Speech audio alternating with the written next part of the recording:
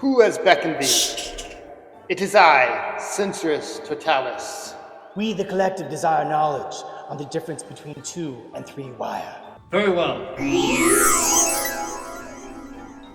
2 wire is not hard, neither is 3. It's as easy as you make it to be.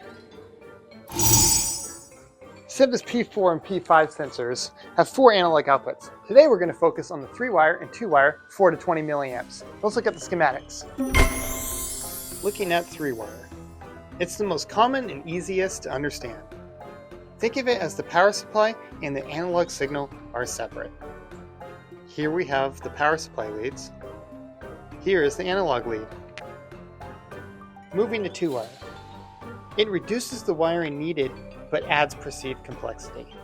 Think of it as the power supply and analog signal sharing their leads, essentially creating a single loop where the current starts at the power supply, travels through the sensor, and back to the power supply through the controller.